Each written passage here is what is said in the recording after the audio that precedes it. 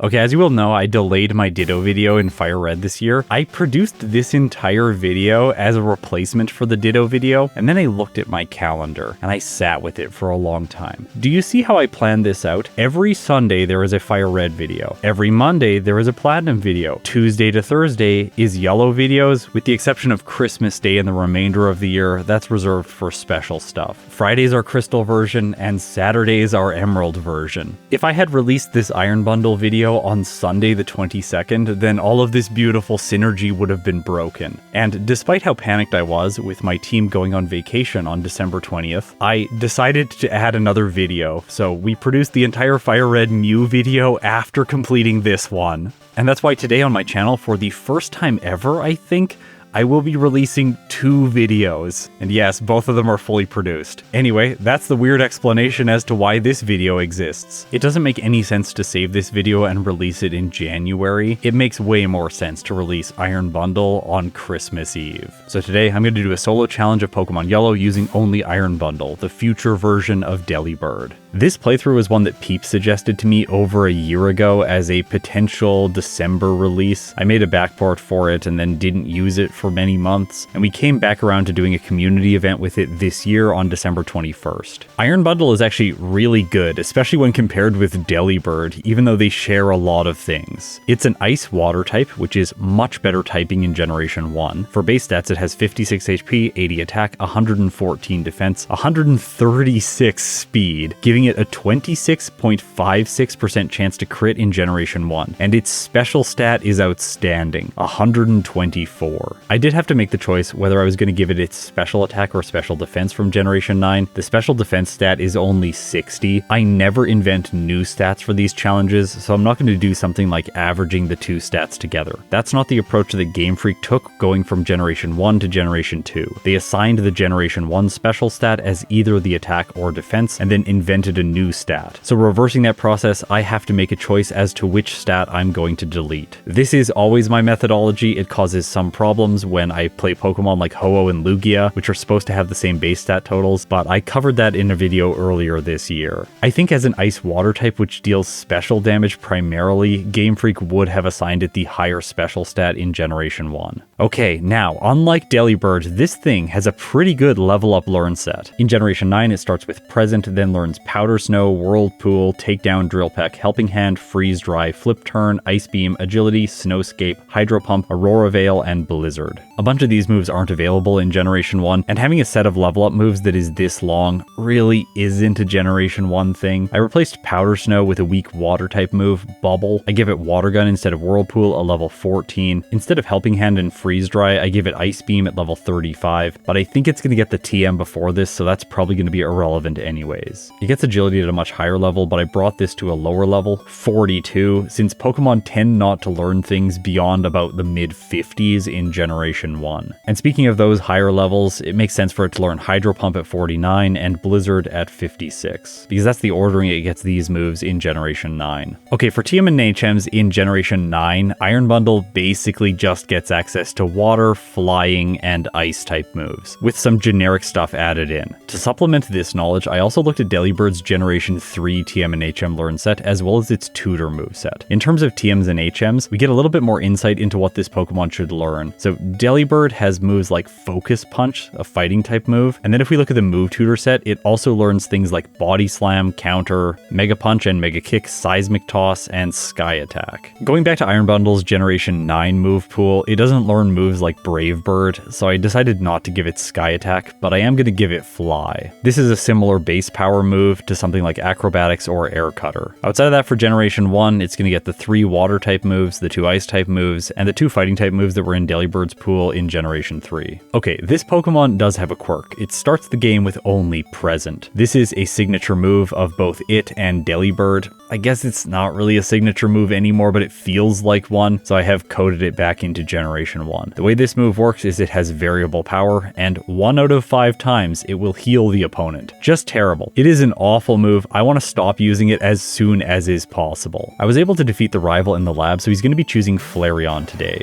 Then inside Viridian Forest, I fight fight the first bug catcher using Present. This is annoying, it takes time. I heal the Caterpiece. After defeating him, I'm level 6, then I catch myself a Pidgey and I fight the mandatory bug catcher. This brings Iron Bundle up to level 7 where it learns Bubble. This is all I need to head straight to Brock.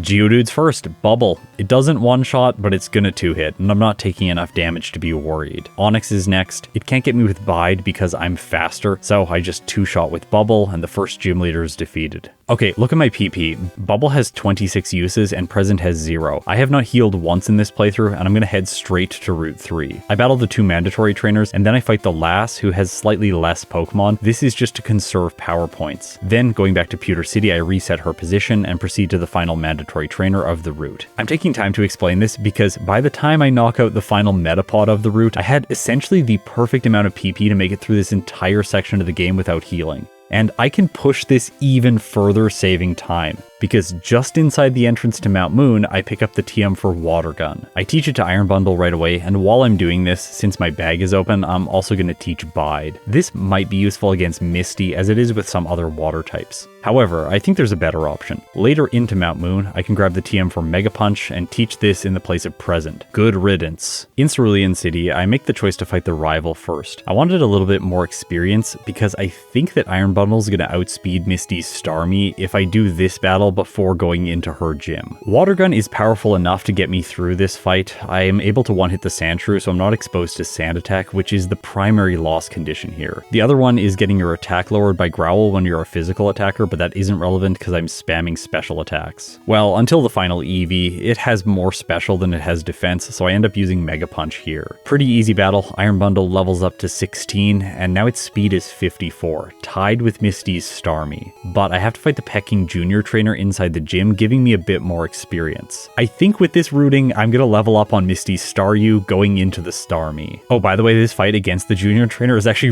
really close. This is why she has Custom Art. She causes problems for a bunch of Pokemon just because of Supersonic. Alright, now time for Misty.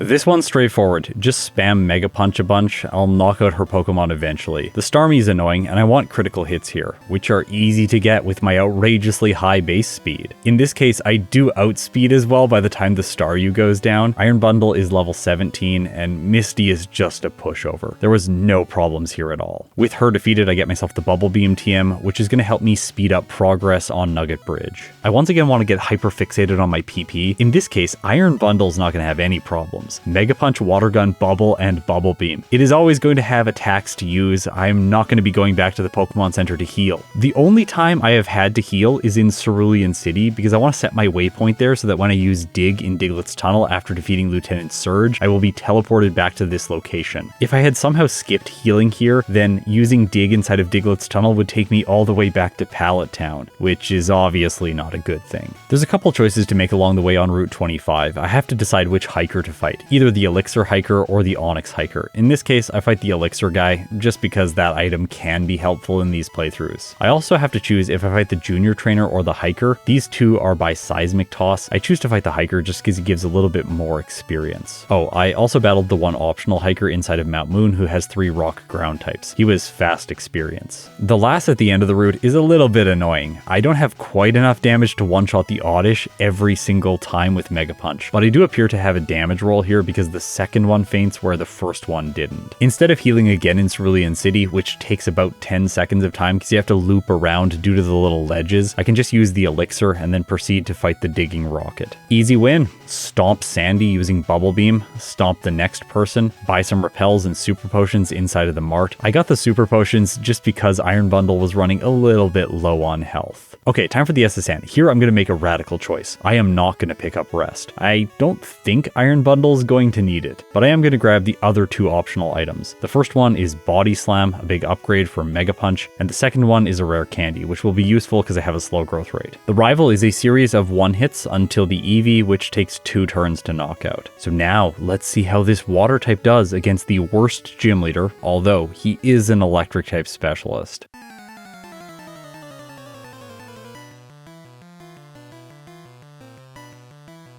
Oh, Lieutenant Surge. He has 1 Raichu. It's pretty fast, but it's not faster than Iron Bundle. I use Body Slam, and Lieutenant Surge does not like the fact that I moved first, so he chooses to go for an X speed, increasing Raichu's speed. That allows it to move first on the next turn and choose the powerful move Mega Punch, which doesn't do enough damage, although it did get a critical hit, doing half. My next Body Slam paralyzes, neutralizing Surge's speed boost. I move first with another Body Slam, and that's that. Another easy victory for Iron Bundle. Okay, quickly before we get to the wrapping last, I want to talk about some optional battles that I've done in this run. The Bugcatcher in Viridian Forest, then the Hiker in Mount Moon. After that, only the guy for Body Slam, and then the guy for the rare candy on the SSN. That is a total of 4 optional battles right now. And Iron Bundle is performing extremely well. I think going through this run close to minimum battles is going to be the ideal play. So I'm going to mention every optional trainer that I fight from here on out. The wrapping last, of course, is mandatory. It's frustrating that I can't one-shot the Oddish, so potentially I might want to consider using some rare candies prior to this fight to go up to level 25 over a damage rounding threshold. But my experience didn't line up very nicely to make that happen. Plus, this is a first playthrough and I'm not sure what the damage ranges would be. I end up beating her because she poisons Iron Bundle, which is hilarious because it has iron in the name. I always expect this thing to be an ice steel type or a water steel type, but no, it's an ice water type. I don't know. The grass types the status condition junior trainer has could also be problematic. And Iron Bundle learns Drill Peck at level 28, which is just around the corner. If I used rare candies now at level 25, I could get it before this fight, but that might be premature if I'm going to struggle in the late game. Using rare candies early on with water types and slow growth rate Pokemon is not always the best play. It's far better with grass types that get access to good growth rates and sleep inducing moves. Time for some optional battles. I'm going to fight the one Rocket to gain access to the hideout. This gives me 1 extra PP up and rare candy. Inside the department store, I pick up 2 Pokédolls, the Ice Beam TM, as well as 2 Calcium. It is very clear that these are the correct vitamins to be using with Iron Bundle. With Ice Beam, I'm going to be able to crush grass type Pokemon. While I am slightly underleveled, I think Erica is going to be possible now.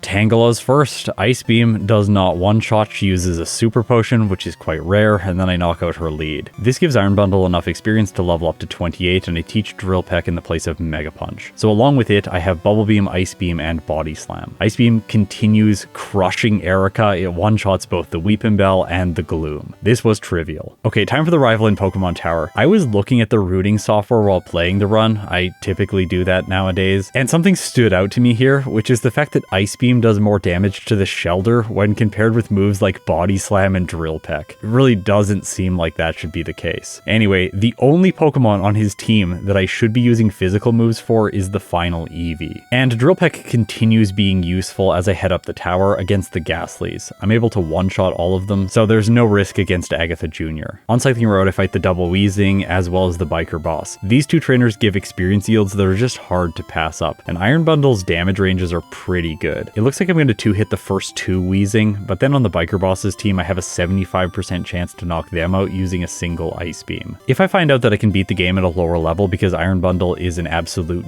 beast, power creep defined, then I will see if I can cut these trainers out to save a little bit of time in my next playthrough. Okay, it's a water type. Do I teach it Surf? I think in this case it does make sense. Right now I'm looking at the final moveset being Ice Beam, Surf, Agility, and Drill Peck. The reason I'm prioritizing Drill Peck just a little bit over Body Slam is because it does super effective damage to Pokemon like Exeggutor. Although the more I sat and thought about this while playing, I realized that Body Slam probably makes more sense to hang on to. The chance to paralyze is good, plus the slightly increased damage can help. And for grass types, of course I'm just going to be using Ice Beam or Blizzard. Next I go to Sylph, fighting only one optional trainer, Machoke Candy. I go up against the rival at level 33. This is against my intuition, which is telling me I should be around level 38 or 40 to make this battle easier. Granted, I have Surf for the Sandslash, and this move is still pretty good against the Cloyster. It has bad special, so I can knock it out in only 3 turns, and the only move it can choose against me is Supersonic, which is not very accurate or good. The problem is then the Magneton which follows. In Generation 1 it has outrageous special, Plus, Iron Bundle is hitting itself, and with only 2 Thunder Shocks, I take my first reset. Okay, I have 7 rare candies, which is convenient. I can use all of them to boost Iron Bundle up to level 40 before trying the rival again. I'm a little bit disappointed. This just barely didn't give me the 2-shot with Surf on the Cloister. I'm confused, it's annoying, I knock it out, but I still have full health for the Magneton. In this case, Iron Bundle hits itself. Come on. I get hit by Thunder Shock, it's doing decent damage. Iron Bundle hits itself again, so I take a second loss here. However, if Iron Bundle isn't stumbling around in confusion, then it can just 2-shot the Magneton using Ice Beam. I do hit myself once during this process, so I have 22 hit points remaining for the final 2 Pokemon, but I'm far faster than the Kadabra. I'm actually faster than Sabrina's Alakazam right now. Body Slam 1-shots, and then Flareon is last, and I have Surf, which easily takes care of it. In terms of optimization, I'm gonna have to think about that fight for the next playthrough, but for now we have a win, and it wasn't that bad.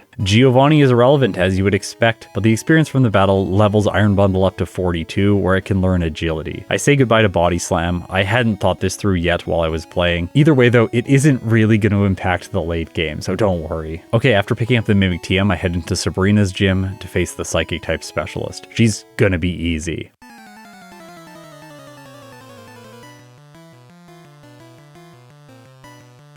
Okay, I found this fight really funny. I one-shot the Abra with Drill Peck. Kadabra comes in. I wasn't sure if I was going to one-shot it as well, but Drill Peck gets a crit, knocking it out in 1 turn. Alakazam is last. Drill Peck does not do enough damage, even with a critical hit. Then Alakazam uses Recover. Okay, so it's probably going to survive my next hit as well, giving it a chance to use powerful moves like Psychic, or potentially setting up its defense with Reflect, and then spamming Recover more. However, what it chooses to do is use Psywave, and it gets the lowest possible damage roll, dealing 1 hit point of damage before I knock it out with Drill Peck. I've got to fight Koga next to use Surf outside of battle. Unlike in my regular playthroughs, I'm not going to fight the 2 Tamers inside of the gym. I don't think I need the experience. Although I do want to draw to your attention, this Juggler's team, his Drowsy are pretty bulky, and Drill Peck isn't able to one-shot some of them. I think with Body Slam, I would have a chance, so that's one reason to lose the Flying type move. Although it is useful in terms of type effectiveness just around the corner, because Koga is essentially a bug type specialist.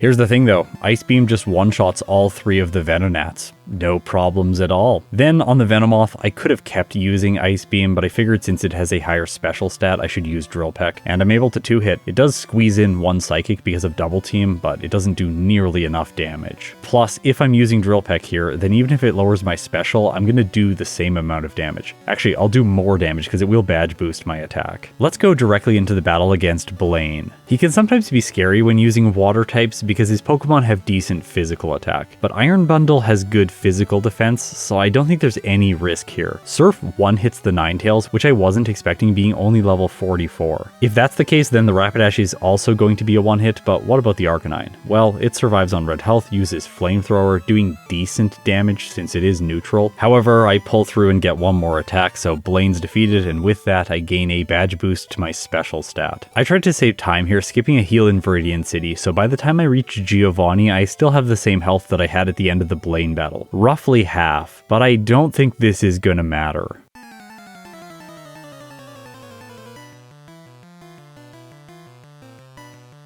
I'm faster than all of his Pokemon. I can one-shot the Dugtrio. The only Pokemon I'm not going to one-shot is the Persian. I am using Ice Beam, so I have a chance to freeze, but I don't, and it uses its best move, Slash. Because of Persian's high base speed, this move will always crit. As a result, it does massive damage. But Iron Bundle survives with 3 hit points and knocks it out. Because of that, I can one-shot both the Nidoqueen and the Nidoking using Ice Beam and move on to the Rhydon, which is easy to one-shot with Surf. So I win against Giovanni. Okay, the rival before the league is where things start to fall apart for Iron Bundle, because it's pretty under-leveled by this point, only level 47. With a lot of solo runs, you want to be higher than that here, like 50, 53, maybe even 55 with some Pokemon, depending on their type. The main issue I'm having is I'm not able to one-shot the Magneton, so it paralyzes me with Thunder Wave, and then it can attack with Thunder Shock on the next turn because it's faster. After that, Kadabra's able to attack, it does damage with Psybeam, then uses Recover, I'm paralyzed, it sets up Reflect, and finishes Iron Bundle with Psychic. The mistake I made here is pretty clear. What I should be doing is setting up Agility against the Cloister. I level up after the Execute, so I'm not going to lose badge boosts for the remainder of the fight. Plus, Plus, badge boosting here actually gives time for Supersonic to wear off so that I'm not hitting myself in confusion by the time the electric type comes out. Plus, if I do get paralyzed on the Magneton, with +6 in my speed, I will still move first against all of his Pokemon. The only downside is that I might not move because of paralysis. I have half health remaining for the Magneton. I go for Surf. I was hoping I would get a one-shot, and I do here because of a critical hit. Kadabra's next. I'm not paralyzed. I crit it with Drill Peck one-shotting, move on to the Flareon, and of course Surf puts it out. In Victory Road, I'm going to pick up the rare candy, which some people do skip to save a small amount of time, but with slow growth rate Pokemon, I never really like to do that. It's definitely my play style. I should probably push myself beyond these biases in 2025. I'm not going to fight any trainers here, but I do want to mention the fact that I'm making it through the game at level 47, so there is a chance that Wild Onix show up even though I have a Repel, which is a little bit frustrating, especially with how close I am to leveling up to 48. Okay, I stock up on full restores. Another bad habit here, I always buy 5. You only need 4 for the Elite Four. Okay, with that, let's head into Lorelei's chamber and begin the league.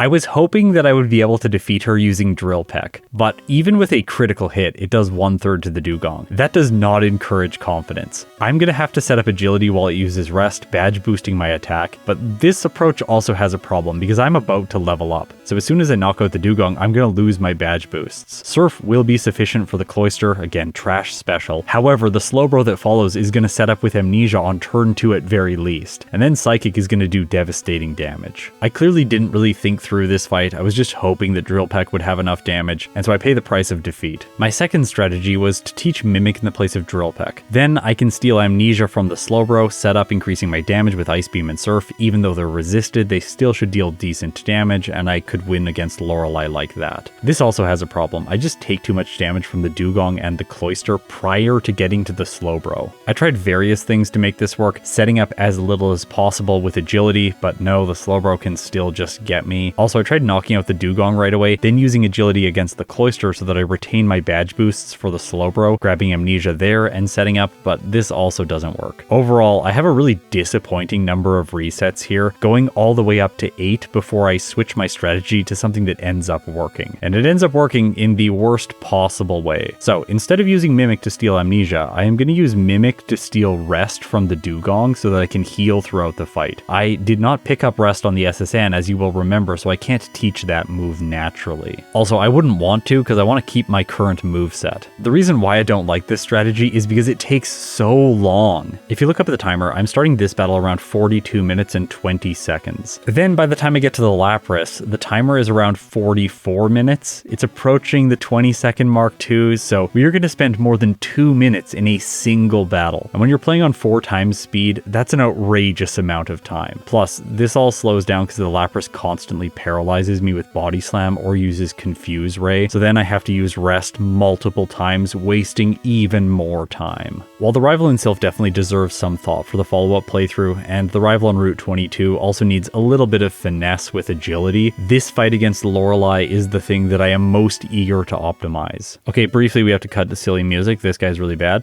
Nothing to talk about here. Let's move on to Agatha. In this case, I'm going to Mimic Substitute just to play a little bit safely. After that, I could set up with agility. However, I get my substitute broken by the Golbat, and then it poisons me with Toxic. I am now on a timer, so I'm just going to try to sweep through her Pokemon. I wasn't sure if this was going to work out. However, in Generation 1, remember the fact that Toxic's counter does not increase when it doesn't deal damage to you, and Poison doesn't do this if you knock the opposing Pokemon out. After knocking out the Golbat, I have taken no poison damage. I take only a single turn against the Gengar. Another advantage of having the poison status condition is that it can't use Lick to paralyze me, and then the Haunter and final Gengar can't use Hypnosis. Well, they can use the move because Agatha has random AI, however if they do, it'll just be a free turn for me. I'm able to 2-shot the Haunter, taking 1 turn of poison damage. I 1-hit the Arbok, which is really lucky, and it looks like I'm going to 2-hit the final Gengar. It chooses Dream Eater when I'm awake, and as a result, I knock it out on the next turn. Lance is probably the most straightforward trainer in this run. The Gyarados doesn't go down to 2 Ice Beams, so I set up 1 agility to badge boost myself to get slightly better damage. But beyond that, I'm just going to sweep his team. Plus, I was already faster than the Aerodactyl, so I don't need the agility boost for speed. Okay, a straightforward fight. Let's move on to the champion.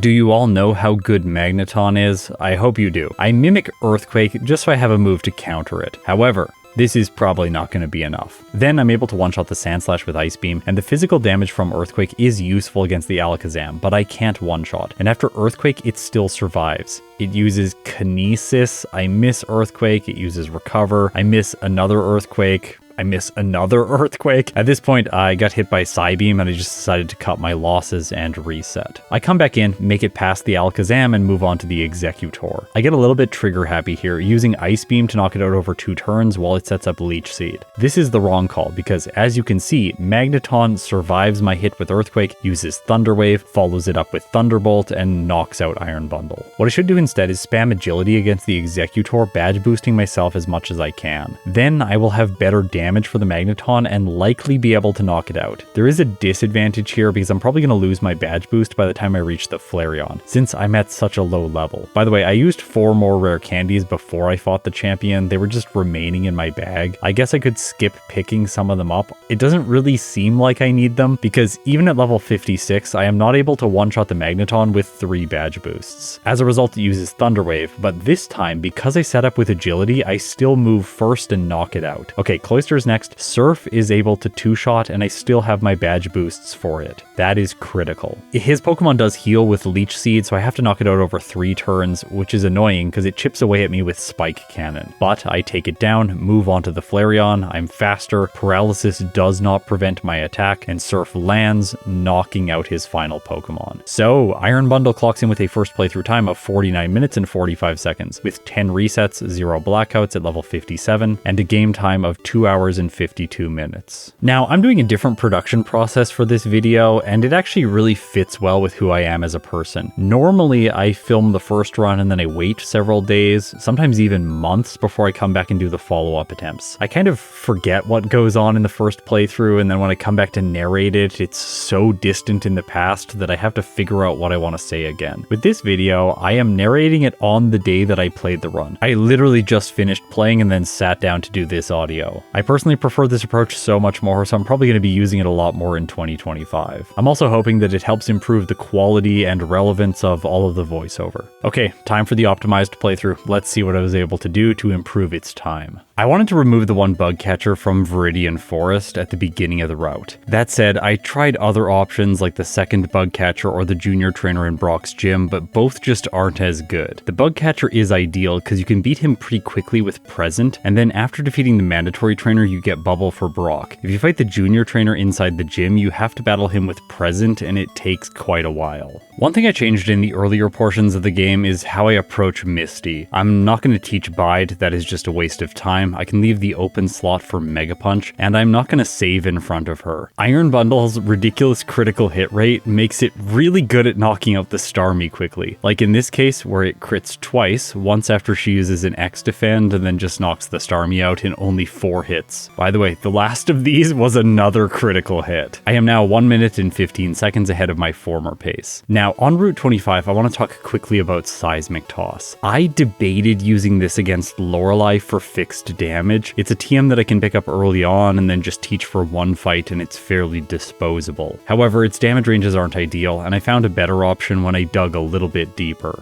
I'm once again on the SSN going to be skipping Rest. I experimented with adding this into my route, but overall I just think it is time bloat that's unnecessary. The fight that it would help the most for is by far the champion, however, there ends up being a much simpler solution. With Iron Bundle, I was definitely overcomplicating things there. Okay, look at this fight against Surge. He uses Thunderbolt, but Iron Bundle still survives with 6 hit points. And then Raichu chooses Mega Punch and misses, so I win anyway. I'm now 1 minute and 35 seconds ahead of my first playthrough. Okay, I tried using rare candies before the wrapping glass, and the experience routing in the late game just doesn't work out as well. Plus, Iron Bundle doesn't get guaranteed 1-hits on the Oddish, and it can't get Drill Peck before the status condition junior trainer. It just doesn't have quite enough experience, and I don't want to add in extra battles. So I just save here, and if I get hit by Stun Spore on the first Oddish, then I'll reset quickly. I do go into the Rocket Hideout to grab one more rare candy, because leveling up is important. At level 55, the champion damage range is ranges are possible, but at 58 they're significantly better. I'm going to be going for a middle option, which is 56. Also 57 is pretty close, and I'll talk about how that could be possible in an alternate route at the end of the run. Inside the rocket hideout, I'll also mention that I experimented with picking up double edge. I got a lot of feedback that I should have used double edge with Weepinbell, and yeah, it could improve some sections of the game, specifically between Koga and Blaine, but Acid and Sleep Powder can still just manage all of those fights. So by not getting double edge, I am skipping an optional battle and making the route slightly more concise. Plus, if you are using double edge, then you have to open the bag more and use healing items, which wastes time. This isn't something I have to do if I'm using the Acid strategy. I am not saying the Acid strategy is better. I think someone should test the double edge strategy in the future. However, I don't want to be the person to do that. I really hate double edge. Anyway, I tried and experimented with it here with Iron Bundle to see if it would be useful against Lorelei, but it turns out I can hold on to Body Slam for her. Here's how it works. Throughout Pokemon Tower, I have a diverse set: Ice Beam, Drill Peck, Bubble Beam, and Body Slam. By the way, I put it on my set to one-shot the Ghastly, but you don't actually need to do this. I checked the damage ranges while doing this run, and it turns out that Ice Beam also one-shots the Ghastly. Okay, remember how I had a bunch of problems against Rival 5 in Sylph? That's not actually an issue. I came back and did a bunch of testing against him, and even at level 38, he's just kind of easy. The only way you lose is if Supersonic really messes you up against the Magneton. At level 38, Iron Bundle has a 1-hit on the Sandslash, a 46% chance to 2-hit the Cloyster, a guarantee to 2-shot the Magneton, and it will 1-hit if I crit. Then Body Slam 1-shots the Kadabra, and Surf has an 83% chance against the Flareon. Plus, it's not very scary. Its best move is Bite, which deals between 17 and 20% damage to Iron Bundle. This fight is pretty straightforward. I used 2 less rare candies here to try and get a higher level at the end of the game, but that didn't end up working out for me, and you'll see why. It has to do with the difference between level 56 and 57. After Sylph, I can see why someone would want to go and say fight Koga and then Blaine next to get the special boost before coming back and battling Sabrina. You can see here that I have to 2-hit her Kadabra and then 3-hit the Alakazam. I have a 46% chance to 2-shot. That's if I get 1 critical hit. However, her Pokemon are quite scary because Psychic does between 47 and 56% damage from the Kadabra and 52 to 61% damage with the Alakazam. There is always the chance that she just does nothing. I'm going for the more concise play here, which is never backtracking to Saffron City. I figured this is a little bit higher risk, but there's a higher reward. Unfortunately, today I get punished, so I have 2 resets. Koga is pretty straightforward. 1 hit with Surf on the first 2 Venonats, a 73.6% chance on the third one, and then I have to 3-shot the Venomoth unless I get 1 critical hit. This gives it time to use Psychic, but it can't do much damage, between 22 and 27%. Blaine is easy. I don't need to level for him. It's really nice to say that for once. Also, Giovanni is easy. However, I have pushed my level low enough that I don't have guaranteed 1-hits on either of the Nidos. This exposes me to some risk of paralysis from Thunder. That said, my chances here are still very good. 92.5% chance on the Nidoqueen and an 81.2% chance on the Nidoking.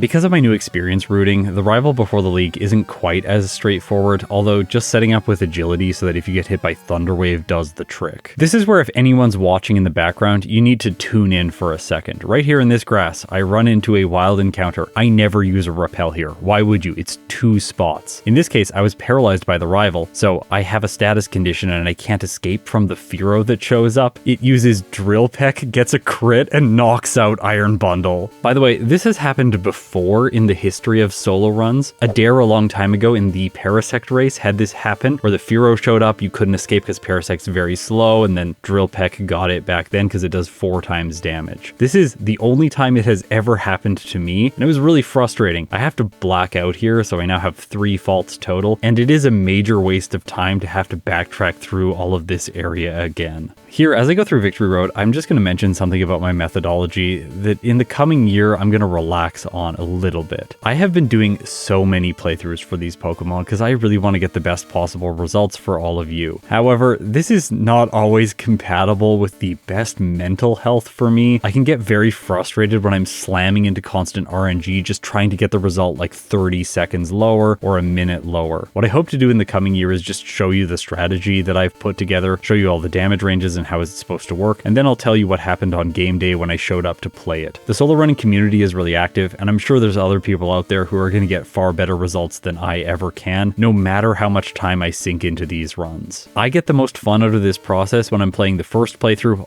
optimizing, playing a second, and maybe a third playthrough if I see that there are still other things to explore. If I end up grinding just to get the perfect RNG with a Pokemon like Weepinbell, I end up not having a lot of fun playing it, and I would really want to encourage all of you to play these games in the way that you have the most fun. So that's what I'm going to do. In this case, I had that persistent thought in my mind that people would be disappointed if I left this blackout in against Fearow, but today I'm just going to let that go and we're going to continue with the run. I fight one optional trainer in Victory Road, this cool trainer to level up to 47. Then I can use 3 rare candies to go to level 50 over 2 damage rounding thresholds before facing Lorelei. This time my moveset is different. Mimic in the place of Ice Beam, Surf, Agility, and Body Slam. So I now have neutral damage that's physical against all of her Pokemon. This still doesn't give me a guaranteed win. For example, I have bad luck here when Lorelei uses neutral type interactions to choose her move with Dugong. She selects Aurora Beam against my Ice type and lowers my attack. This is just a reset. I don't think there's a reason to try to play this out. It's just going to be an overall slower fight. And resetting on the first Pokemon never wastes that much time. My strategy here is pretty simple. Set up with Agility, Mimic rests so that I can heal, then use Body Slam and Surf to knock out all of her Pokemon. This still takes quite some time. One thing I do want to emphasize though during this fight is that Surf in a lot of cases is just better than Body Slam even though I held on to the normal move. Surf and Body Slam do the exact same amount of damage against the Dugong. Surf does more to the Cloyster, obviously. Surf also does more to the Slowbro before it sets up with Amnesia. Surf is going to 3-hit, whereas Body Slam is going to 4-hit instead. This is where things get wonky intuitively, at least for me. Surf does more damage to the Jinx, and it does more damage to the Lapras. Although for these two final Pokemon, it's the same number of turns to KO. So Body Slam is a little bit better because it has the upside of Paralysis. Okay, Agatha is kind of mean. My experience rooting here is a little bit off. I set up with Agility, then lose my badge boosts. It doesn't end up mattering though. I have taught Blizzard in the place of Body Slam now. It's helpful here for extreme damage and the chance to freeze, but it's also really good against Lance, who's next. The reason Blizzard is helpful is because I can 2-shot the Gyarados without needing to set up Agility. Then I 1-hit the first Dragonair and Mimic Ice Beam from the second one. Because of my typing, the only 2 moves it can use are Wrap and Hyper Beam, and I'm not worried about them. Then I have a more accurate move that I can use to 1-shot the Dragonair, the Aerodactyl, and the Dragonite. This fight is really consistent and very easy. Okay, so here's where I wanted to talk about my experience routing. Now Iron Bundle is almost level 54. It's so close. So with 3 rare candies, I go up to level 56. If I had switched things around a little bit in the route, I could definitely squeeze out level 57 with maybe 1 extra battle, or just a different combination of battles throughout the route. If you sit down to do this playthrough yourself, because the patch files are available at my Discord, which is in the description, I would highly recommend you to try to get to level 57, because the damage ranges against the champion are better even at incremental increases that don't go over damage rounding thresholds. Okay, for the champion, I have a quick reset because I Mimic Earthquake. This is just habit. I was thinking that's the right play, but it isn't. It seems intuitively to have a ground type move against Magneton is better, but no. In this case, Iron Bundle's outstanding special stat is what we need to leverage. So my strategy here is just knock the Sandslash out right away with Surf. Then on the Alakazam, there is a choice. I can mimic 2 moves, Psychic or Recover. I can also just knock the Alakazam out over 2 turns using Blizzard and Surf. If you go for the Psychic strategy, then you'll knock out the Cloyster in 2 turns later in the fight, making that a little bit faster. However, you also expose yourself to more risk like Kinesis. This fight isn't consistent. If the Alakazam uses Psychic and gets a critical hit, or it uses Kinesis, I just reset right away. But if I make it to the Executor, then I can set up with Agility, and I have a 51% chance of knocking the Magneton out with a single Blizzard. By the way, if I Mimic Earthquake, I can get hit by Slash from the Sandslash, which basically forces a reset if you don't have Rest. Because by the time you get later into the fight, the Flareon will knock you out with things like Fire Spin or Flamethrower. And yes, at this level, it is not a guaranteed 1-hit with Surf because you lose your badge boosts right after the Cloyster faints. The Flareon at level 57 is a 62.3% chance to knock out. By the way, if you start the champion fight right at level 57, then you won't lose your badge boosts before the Flareon, and you can knock it out with a single hit because you have higher special. My strategy going into this is that Rest is going to slow me down. I have to do an optional battle, and then if I have to heal with Rest on the Executor, it's going to waste just as much time as I would waste if I reset to the Sandslash and the Alakazam. Since Executor just spams Leech Seed, it's not going to do anything. Then Blizzard can knock it out, and I have a 50-50% chance against the Magneton. By the way, at this level, if I mimicked Earthquake, I would have a 68% chance of knocking the Magneton out in a single hit. That's only 2% better than using Blizzard. And those numbers factor in accuracy. After all of that, I arrive at the Cloister with my badge boosts intact, and I have an 85.9% chance to two-shot. The only reason this usually doesn't happen is because Leech Seed is healing, unless somehow the Executor missed a bunch of times. So that is my follow-up route for Iron Bundle. I get a better time in this playthrough, 44 minutes and 19 seconds, but I had 9 faults, 8 resets, 1 blackout. I finished the game at level 57 with a game time of 2 hours and 43 minutes. If we take the total number of minutes of game time and divide by 4, we get an optimal number for real-time finish, which is 40 minutes and 45 seconds. However, I don't think that's accurate in this case, because I had the one Firo blackout which bloated game time, so it's definitely possible to get Iron Bundle with a time under 40 minutes. This thing is honestly quite fantastic. Interestingly enough, if we bring up the tier list, Wartortle's time right now is 44 minutes and 19 seconds. This is exactly the same as Iron Bundle's. However, the centiseconds, it's not really milliseconds, is slightly lower for Wartortle. So right now, Iron Bundle earns itself a placement in the B tier behind Wartortle and ahead of Persian. That said, I have recorded all of this audio and voiceover before the community event that I'm hosting on December 21st, so I'm going to do 1 or 2 more Iron Bundle playthroughs during that. And if I get a better result, it will be displayed on screen right now, and this will be the updated tier list position. And you're just going to be looking at the credits if I didn't get a better playthrough. If you support me through Patreon or YouTube memberships, thank you so much. It means the world to me. I hope you're having a good holiday season. Daily December continues later today, this time when I play the game with an awful Pokemon. It's time to see how Weedle will do in a solo challenge. Before I let you go though, let's face Oak to have a little bit of fun. I took the generic approach to this fight, so I knock out the Tauros after establishing badge boosts, then I mimic Hypnosis from the Executor, and after knocking out the Arcanine, which is easy because of type effectiveness, I put the Blastoise to sleep and knock it out with 2 Blizzards and 1 Surf. Gyarados is last. I probably would have been knocked out if it went for Hyper Beam, but instead it goes for Dragon Rage. I use 2 Blizzards, both of them hit. The second one just barely doesn't knock out, but it inflicts Freeze. As a result, Oak can't do anything else. And despite the game telling me that Surf is not very effective, it's actually wrong. It was just effective enough. Now, if you've made it this far, you're incredible. I'll see you tomorrow.